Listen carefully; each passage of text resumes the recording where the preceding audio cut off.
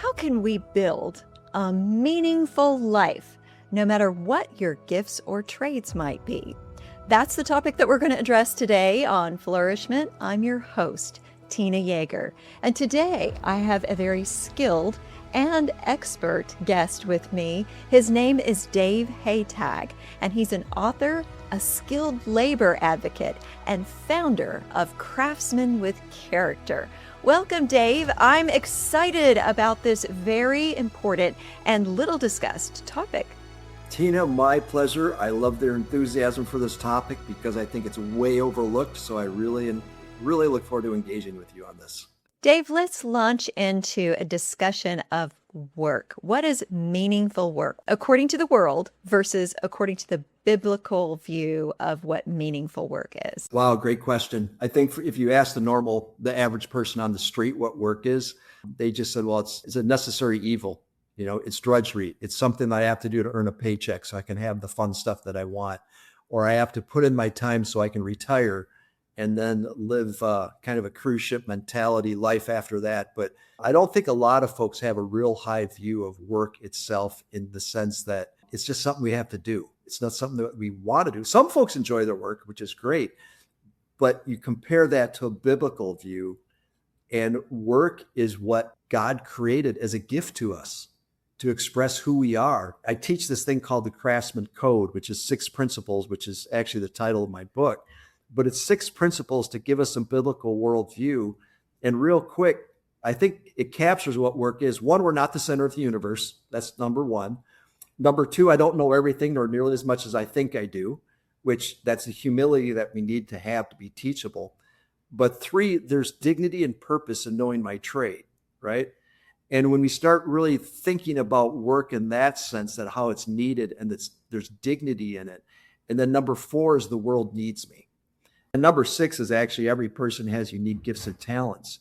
When we start framing our worldview in the sense that God has called all of us to work, to be co-creators, to join, I often say, his big science project that he left the world unfinished so that we could join him in finishing it and creating it and making it beautiful and innovative and all of that. Work then takes on a whole new dimension of not just drudgery, but it's purpose, it's joy, it's connection to other people.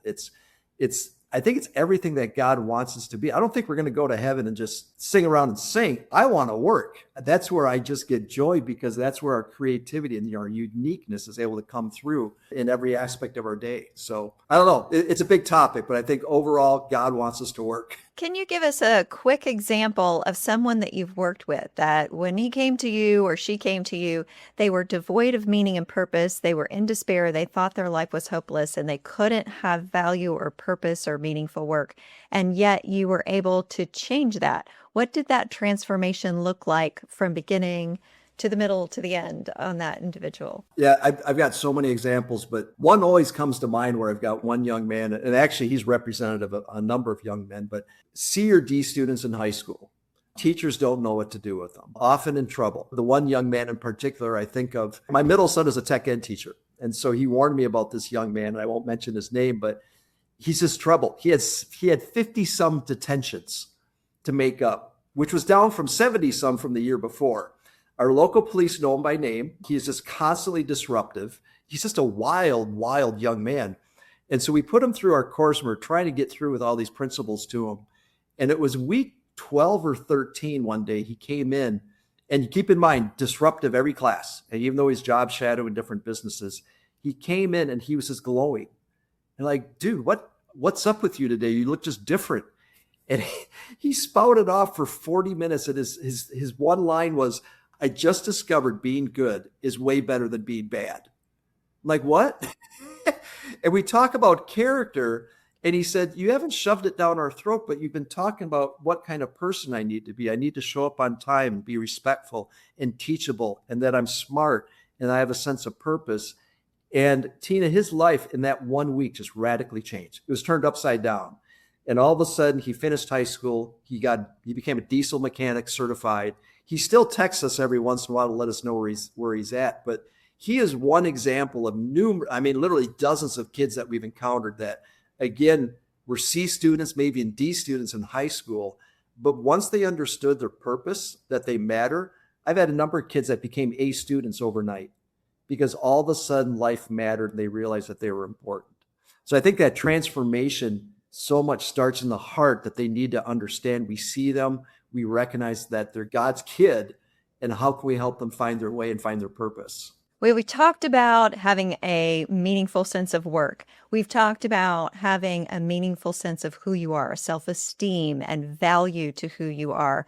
But I would like to also talk about what that has to do with developing character. How does character matter when it comes to having a meaningful life overall? It's not just work. It's not just having a sense of I matter. It's more than that. It's character. So talk about what you've laid out in your Craftsman's Code when it comes to character and why these elements are vital to having a meaningful life. I laugh because I mentioned I was on Reddit now, trying to interact with some of these snarky young men. And one of the young men, I did a post about when did I realize I'm a sentimental old man? And it was just kind of some things that I'm sentimental now. And this is how I view the world now. And I look at my kids' dreams and I'm replacing my dreams for their dreams. And I just have the sense that I want to help the next generation succeed. And I was talking about character within that post, and this one snarky person said, "What's this got to do with anything? What's this got to do with the trades?" And I responded to him that it has everything to do with the trades and manufacturing. Character does, because character determines how we view the world and interact with the world. And character is really about goodness. And who of us wants to wake up every morning and think, I hope I have a bad day. I hope my work is bad. I hope I have bad interactions. I hope my kids have bad friends. This sense of goodness is really the character of God that we need to understand, that makes society and the world function, right? And so if we're going to be successful in any job, in the way I laid it out in the book, is that character is often all these little disciplines that we learn, they're skills that we learn to really interact to be successful.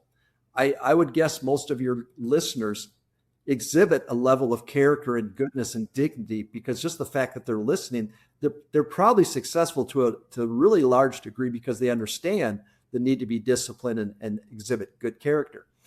In scripture, the thing that kind of really got my attention is in Exodus, Moses was all frustrated with the nation of Israel. You know, they came down with the 10 Commandments. I mean, it's still a funny story, but not too funny, but they took all their gold, threw it in the fire, and out come a calf, and Moses was just totally fed up. And so he went back up to God and he said, "Lord, I need to know that you got my back. And I'm so frustrated. I need to see your glory." And God responds, "I will indeed allow you to understand and see me. And I will cause all of my" what? He didn't say glory. He said all of my goodness to pass before you. So that really blew me away, because God's superpower, I really think, is his goodness. And he wants to impart that goodness in us and through us every day at work.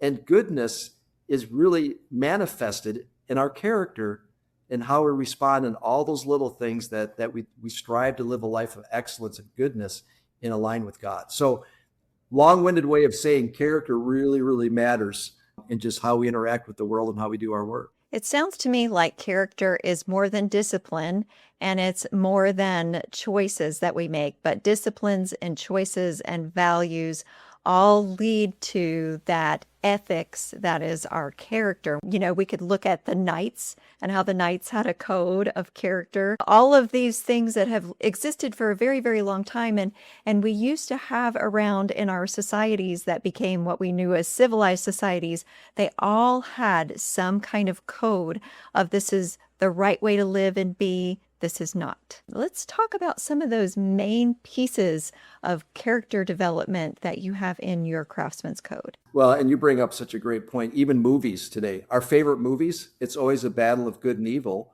And the best movies are when you have a character that exemplifies dignity and excellence, and that's inspiring, right? And so in my book, when I talk about character, I'm really trying to point out that that's the standard, because you said it so well. Throughout history, there's a code of excellence and behavior and dignity that we're all called to live up to. And I think we've often pushed that aside and doesn't realize that applies to all of us. You know, even those of us in manufacturing and blue collar trades, we need a code of ethics, a code of standards that allows us to live and really live up to what God's called us to. So basically the book, I try to lay it out and I try to explain that is the foundation of who we need to be. And the second half of the book, I take what we often refer to as spiritual disciplines from our church fathers and put them in blue collar language that it's even how we think about ourselves. It's how we think about God. Does God really want to be involved in the details of our lives? And it's really this code of conduct and the code of thinking and the code of identity that hopefully lines up with Scripture and who God calls us to be. So it's a daily interaction, all the small moments, the disciplines that we need to adhere to grow into who God has called us to be. To answer further questions about the character, nature, and content of the Craftsman's Code, how can people get a copy of your book, engage in your coaching and your courses, and all of the programs that you have to offer? Thank you. So the Craftsman Code is available on my website, davehataj.com. It's also available on Amazon, Barnes & Noble, I guess wherever you buy books. And again, the Craftsman with Character program that we've got on our website, craftsmanwithcharacter.org. And again, you can contact me through Facebook and through LinkedIn. So, I've never wanted to be a public person. I've always been very private like a lot of us journeymen are. But I think this is a big enough and important enough topic that if we're called to bless the next generation, we got to help these young folks understand how important they are and that it really just starts by understanding who they are, developing their character, and giving them a sense of purpose and community, because we do not have a future in this world if we don't bless this next generation. And I think a big part of this is just helping them understand who they are. I hope that all of you listening were enlightened about the value and critical significance of work and those who are workers at all different trades and in all different giftings. And of course, I also hope that you will come back for the next episode of Flourish-Meant.